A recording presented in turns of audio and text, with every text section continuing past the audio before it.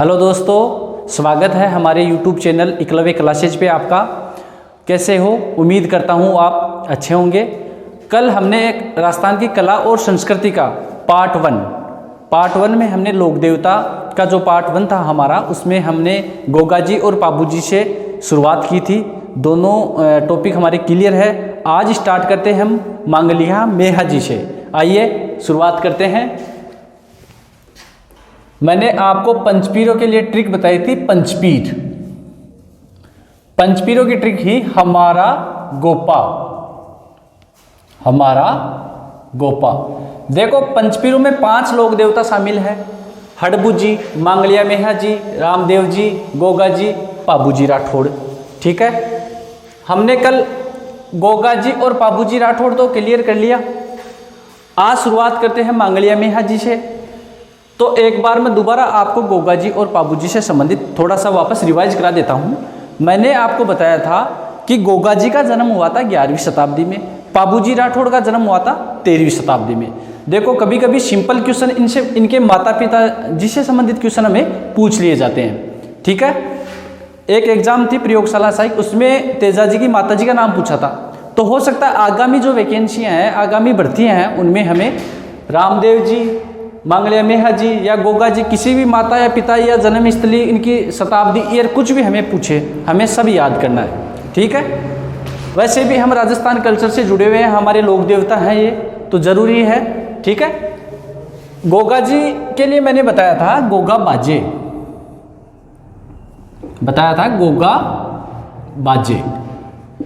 Callum दे। देखो, गोगा जी चौहान आ गए, बाछलदेन की माता जी आ गई, जेवर सिंह चौहान इनके पिताजी हैं, केलम देन की पत्नी है। 11वीं शताब्दी मैंने आपको बता दी थी कल। ठीक है, इसके बाद में कल बताया था पाबू जी राठौड़। उसके लिए ट्रिक बताया जी, पाबू जी की धाक। पाबू जी राठौड़ का जन्म हुआ था 13वीं शताब्दी में। इनके पिताजी का नाम था दांदल जी, माता जी का नाम है कमला दे। ठीक है, इतनी बात क्लियर है। और नोट लगा के आप कल वाले टॉपिक है पाबू जी, उसमें लिखो ये लक्ष्मण जी के अवतार माने जाते हैं। लक्ष्मण जी के अवतार माने जाते हैं पाबू जी राठौड़। ठीक है, रिवीजन हो गया हमारा। अब शुरुआत करते हैं मांगलिया मेहा जी से। मांगलिया मेहा जी, इतनी बात क्लियर है मेरे हिसाब से। शुरुआत करते हैं मांगलिया मेहा जी।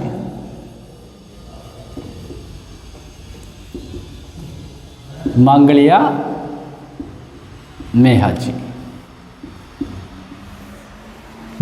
मेहा जी भी हमारे लोक देवताओं में, पंचपीरों में शामिल है।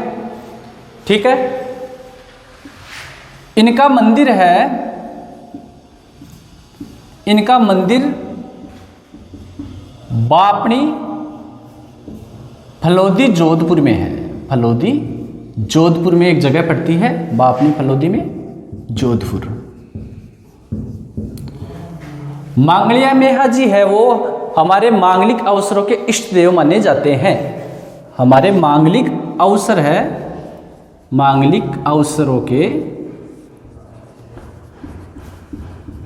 के इष्ट देव माने जाते हैं।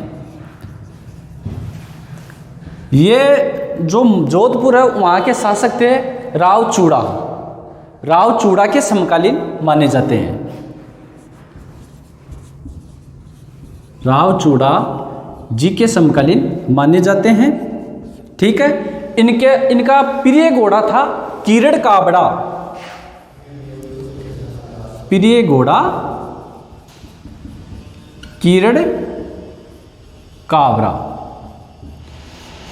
ठीक है, इनका मंदिर है बापनी फलोदी जोधपुर में। मांगलिक अवसरों के इष्ट देव माने जाते हैं। इनके घोड़े का नाम है किरण काबरा। राव चूड़ा जी के समकालीन ये माने जाते हैं। ठीक है, ये चारों बातें आप देख लो मांगलिया मेहा जी से संबंधित। इसके बाद में अपन देखते हैं जो हड़बुजी से स्टार्ट करते हैं। हड़बुजी मांगलिया मेहा जी का बता दिया, मंदिर वापनी जोधपुर में है। मांगलिक अवसरों के इष्टदेव माने जाते हैं। राव चूड़ा जी से समकालीन है। प्रिय घोड़ा है किरण काबड़ा। कहा जाता है कि जो इनके बोफे होते हैं, बोफा, इनकी वंशवृद्धि नहीं होती, वर्दी नहीं होती है, ये गोद लेके अपना वंश चलाते हैं। ठीक है, इसके बाद में शुरुआत करते हैं हड़बुजी से। हड़बुजी के बारे में कहा जाता है कि इनका जन्म है वो बेंगटी, इनका जो मंदिर है वो है बेंगटी फलोदी जोधपुर के अंदर है। इनकी जन्म स्थली है बुंडेल नागौर, इनकी जन्म स्थली है बुंडेल गांव नागौर के अंदर है हड़बुजी।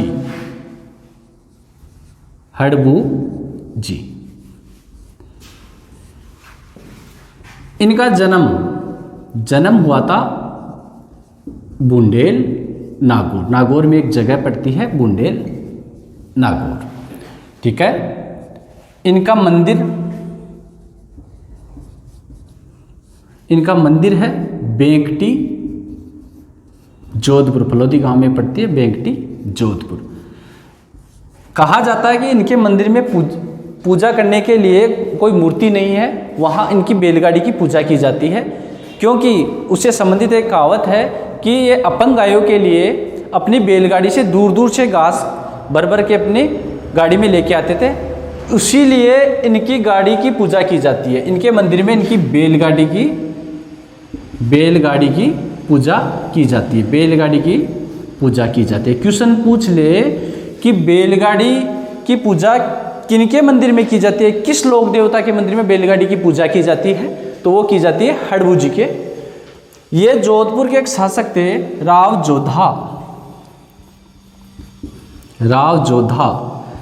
जोधा के समकालीन माने जाते हैं। कहा जाता है कि एक बार इन्होंने क्या किया, राव जोधा जी को एक तलवार भेंट की थी, तो राव जोधा जी ने उस तलवार से जो जोधपुर का जो दुर्ग है उसको जीतने में सफलता हासिल की। ठीक है, और ये शकुन शास्त्र के ज्ञाता माने जाते हैं। शकुन शास्त्र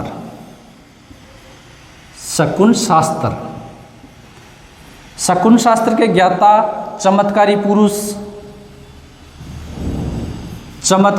पुरुष के रूप में पूजे जाते हैं और शकुन शास्त्र के ज्ञाता माने जाते हैं।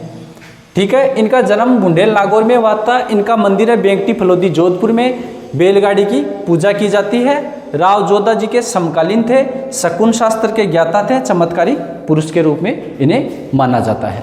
ठीक है, पंचपीरों के अंदर हमारे गोगा जी, पाबू जी, मांगलिया मेहा, हड़बुजी, 4 लोक देवता हमारे कंप्लीट है। इसके बाद में अपन शुरुआत करते हैं रूणेजा धनी रामदेव जी। रूणेजा का धनी रामदेव जी से हम शुरुआत करते हैं।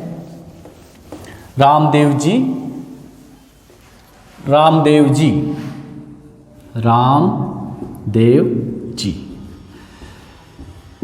ये तंवर वंशीय थे, इनका वंश था तंवर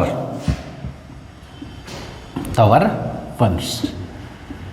इनका जन्म लगभग सन 1405 के लगभग इनका जन्म हुआ था। और रामदेव जी के पिताजी अजमाल जी,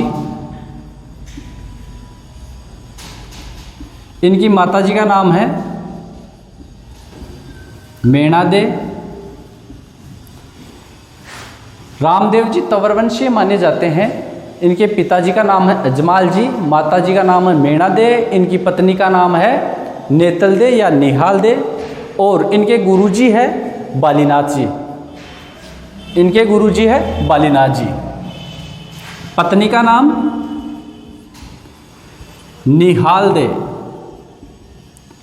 निहालदे या नेतलदे। इनके गुरुजी, गुरु का नाम है बालीनाथ। इन बालीनाथ जी का जो मंदिर है, जयपुर से निकलते हैं तब जोधपुर की सीमा पे मसूरिया पहाड़ी पड़ती है। मसूरिया पहाड़ी, यहाँ इनके बालीनाथ जी जो गुरुजी हैं उनका मंदिर है। ये बालीनाथ जी जो गुरुजी हैं इनके, ये हड़बू जी जो है उनके भी गुरु माने जाते हैं। हड़बू जी और रामदेव जी आपस में मौसेरे भाई थे। हड़बू जी और रामदेव जी आपस में मौसेरे भाई थे। ठीक है, इसके बाद में अपन देखें तो इनके घोड़े, इनका जो घोड़ा है उसका नाम है लीला, लीला घोड़ा। इनका जो घोड़ा है वो है लीला घोड़ा। इनकी जो दवजा है उसे बोलते हैं नेजा। ये पंचरंगी या सफ़ेद रंग की होती है, ये पंचरंगी या सफ़ेद रंग की होती है। इनकी दवजा है नेजा, पंचरंगी या सफ़ेद रंग की होती है। ठीक है, ये लक्ष्मण, ये है रामदेव जी है, जो रामदेव जी जो कृष्ण, अपने भगवान है कृष्ण और विष्णु दोनों के अवतार माने जाते हैं। कृष्ण बोल दो या विष्णु के अवतार माने जाते हैं। और इनका जो मेला है, इनका मेला भाद्रपद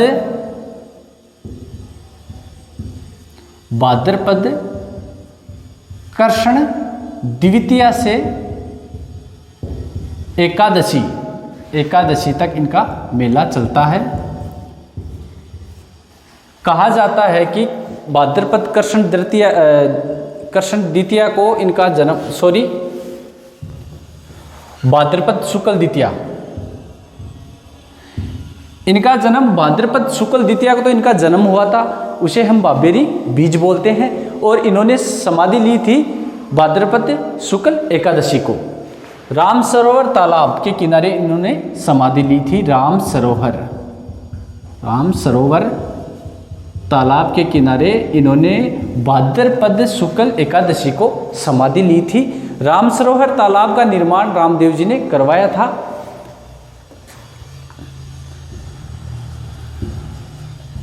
कहा जाता है कि रामदेव जी है जो एक बार पोखरण, सातलमेर पोखरण के अंदर एक भैरव राक्षस हुआ करता था, भैरव राक्षस, उसका वध करके वहाँ की जनता को इन्होंने मुक्ति दिलाई। शुरुआत में क्या किया था कि एक जो राक्षस थे, भैरव राक्षस, वैसे तो वो एक सेठ माने जाते हैं। कहा जाता है कि जनता को क्या था कि खूब ब्याज ले लेके लूटा था उसने, उसे राक्षस बोला है। और भैरव राक्षस का वध किया था रामदेव जी ने, भैरव राक्षस का। ये सातलमेर जगह, सातलमेर पड़ती है पोखरण के अंदर, सातलमेर जगह पे भैरव राक्षस का वध करके रामदेव जी ने वहाँ की जनता को मुक्ति दिलाई और पोखरण को पुनः बसाया और अपनी भतीजी को पोखरण गांव दहेज के अंदर सौंपा। रामदेव जी का जो सातलमेर पोखरण है, राम सरोवर जो तालाब वहाँ स्थित है, उसका निर्माण रामदेव जी ने करवाया था। वहाँ परछा बावड़ी भी है, परछा बावड़ी कहाँ स्थित है? राम सरोवर तालाब के पास में है। रामदेव जी ने राम सरोवर तालाब समाधि ली थी ना, उसके पास में परछा बावड़ी। परछा देना रामदेव जी द्वारा जो चमत्कार दिखाए जाते थे, जो चमत्कार दिखाए जाते थे उसे परछा देना बोलते हैं। एक बार 5 मुस्लिम संत थे, 5 मुस्लिम संतों ने क्या किया, रामदेव जी के पास उनके परीक्षा लेने के लिए उनके घर पे आए और बोले कि आप बहुत बड़े पीर माने जाते हो, तो आप हमें कुछ परछा देकर दिखाओ या चमत्कार करके दिखाओ। तो रामदेव जी ने बोला कि नहीं, ऐसी कोई बात नहीं है, मैं कोई लोक देवता नहीं हूँ, मैं तो एक सामान्य पुरुष हूँ। तो रामदेव जी ने कहा कि आप खाना खाओ। रामदेव जी ने क्या किया, उनके लिए खाना परोसा। तो उन्होंने साफ साफ मना कर दिया कि हम ये खाना अपने ही बर्तनों में खाते हैं, हम ये खाना अपने बर्तनों में खाते हैं। आप लोक देवता हो तो एक काम करो, हमारे बर्तन लेके आओ। अगर आप में शक्ति है तो आप एक काम करो, हमारे बर्तन लेके आओ। तो रामदेव जी ने काफ़ी मनाने की कोशिश की, लेकिन वो नहीं माने। तो रामदेव जी ने क्या किया, बोले कि आप एक बार आंख बंद करो। और रामदेव जी ने अपना हाथ इतना फैलाया कि वो उनके जो घर है मक्का मदीना में उनके घर थे, वहाँ से उनके बर्तन लेके आए और 5 संतों को, जो पीर माने जाते हैं मुस्लिम में, उन पांचों संतों को उनके बर्तन उनके सामने सौंप दिए और भोजन परोसा कि बोलो अब क्या कहना आपका। तो उन्होंने कहा कि हम तो पीर हैं। 5 जो मुस्लिम संत थे उन्होंने कहा कि हम तो पीर हैं, आप तो पीरों के पीर हो। तो पीरों की पीर की उपाधि किसके पास है? रामदेव जी के पास थे। मुस्लिम जो 5 संत थे उन्होंने कहा कि हम तो पीर हैं, आप पीरों के पीर हो। और रामदेव जी ने समाधि ली थी भाद्रपद एकादशी को, और इनकी धर्म की बहन थी। धर्म बहन कौन थी? मेघवाड़ जाति की थी डाली बाई। रामदेव जी की धर्म की बहन थी डाली बाई धर्म की बहन थी डाली बाई। इन्होंने समाधि रामदेव जी से एक दिन पहले ली, यानी भाद्रपद शुक्ल दशमी को समाधि ली थी। ठीक है, इतना क्लियर है। रामदेव जी तंवर वंश से संबंधित थे। इनका जन्म हुआ सन 1405 में। और किस जगह हुआ इनका जन्म? इनका जन्म हुआ था बाड़मेर में, जगह पड़ती है उंडू काश्मीर, शिव तहसील बाड़मेर। इनका जन्म हुआ था उड्डू काश्मीर, शिव तहसील बाड़मेर। तंवरवंशी थे। इनके पिता का नाम अजमाल जी था, माता का नाम मेणादे था। इनकी जो पत्नी है उनका नाम नेतलदे था। इनके गुरुजी का नाम था बालीनाथ था, जिनका मंदिर है वो मसूरिया पहाड़ी पर है। रामदेव जी का एक मंदिर तो है रामदेवरा। रामदेव जी का एक मंदिर तो है रामदेवरा। कहाँ पड़ता है? वो पड़ता है पोखरण जैसलमेर के अंदर। और 2-3 मंदिर और है, जैसे छोटा रामदेवरा पूछ ले, छोटा रामदेवरा पड़ता है गुजरात में। और एक मंदिर है बिराठिया ब्यावर अजमेर। रामदेव जी के जो मंदिर है, एक छोटा रामदेवरा गुजरात में, एक बिराठिया ब्यावर अजमेर में, एक है सुरताखेड़ा चित्तौड़गढ़ के अंदर है। एक इनका मंदिर है हल्दीना, अलवर के अंदर जगह पड़ती है हल्दीना। ठीक है, तो इनके मंदिर हो गए। छोटा रामदेवरा है गुजरात में, बिराठिया ब्यावर अजमेर के अंदर है, सुरताखेड़ा चित्तौड़ में है, हल्दीना अलवर में है। और एक है रूणीचा, जो इनका मेन मंदिर है। मैंने बताया था आपको, पहले भी बताया कि रूणीचा में इनका मंदिर है रामदेवरा। ठीक है, इनके घोड़े का नाम बता दिया, लीला घोड़ा है, दवजा है, नेजा है। रामदेव जी कृष्ण और विष्णु भगवान के अवतार माने जाते हैं। इनका मेला बढ़ता है भाद्रपद कृष्ण द्वितीया से एकादशी तक। भाद्रपद शुक्ल द्वितीया को बाबेरी बीज कहा जाता है। इनका जन्म माना जाता है भाद्रपद शुक्ल द्वितीया को। राम सरोवर तालाब के किनारे इन्होंने समाधि ली थी एकादशी के दिन। इन्होंने क्या किया? भैरव राक्षस का वध करके वहां जनता को मुक्ति दिलवाई। सातल पोखरण में, पोखरण गांव इन्होंने पुनः बसाया और अपनी भतीजी को दहेज में सौंपा। पर्चा बावड़ी यहीं स्थित है राम सरोवर तालाब के पास में। पर्चा देने का मतलब होता है चमत्कार। 5 संत थे, वो कहानी मैंने बता दिया आपको। धर्म बहन थी मेघवाड़ जाति की डाली बाई। ठीक है, इसके बाद में आप देखो इनके पगले रामदेव जी का जो मंदिर होता है, रामदेव जी का जो मंदिर होता है वहाँ इनके पगले पूजे जाते हैं। जो देवरा होता है वहाँ पगले पूजे जाते हैं। इनकी जो ध्वजा या नेजा होती है उसके अंदर भी रामदेव जी के पगले पूजे जाते हैं। रामदेव जी की जो फड़ है, रामदेव जी की फड़, ये जैसलमेर और बीकानेर में बाची जाती है। जैसलमेर और बीकानेर में ज़्यादा प्रसिद्ध है, जैसलमेर बीकानेर। ठीक है, रामदेव जी ऐसे लोक देवता थे जो कवि भी माने जाते हैं। रामदेव जी ऐसे लोक देवता हैं जो कवि भी माने जाते हैं। और इनका एक ग्रंथ है 24 बाणियाँ। 24 बाणियाँ। कौन से लोक देवता जो कवि माने जाते हैं जिन्होंने ग्रंथ लिखा उनका नाम है रामदेव जी। इनके ग्रंथ का नाम है 24 बाणियाँ। 24 बाणियाँ। रामदेव जी के जो भाई थे, इनके बड़े भाई थे वीरमदेव। इनके बड़े भाई वीरमदेव, इन्हें बलराम के अवतार के रूप में माना जाता है। इन्हें बलराम के अवतार के रूप में माना जाता है। बलराम के अवतार के रूप में रामदेव जी ने एक पंथ चलाया था, कामड़िया पंथ। कामड़िया पंथ। कामड़िया पंथ की शुरुआत किस लोक देवता ने की? क्वेश्चन पूछ ले, कामड़िया पंथ की शुरुआत किस लोक देवता ने की? तो वो की थी रामदेव जी ने। इस कामड़िया पंथ संप्रदाय के जो लोग हैं वो 13 नृत्य करते हैं। इनका जो मेला लगता है वहाँ 13 नृत्य करते हैं। और रामदेव जी मूर्ति पूजा के विरोधी थे। मूर्ति पूजा के विरोधी थे। 13 नृत्य कामड़िया पंथ के लोग करते हैं। जो नृत्य का जो टॉपिक आएगा उसमें हम और डिटेल से इसको पढ़ेंगे, ठीक है।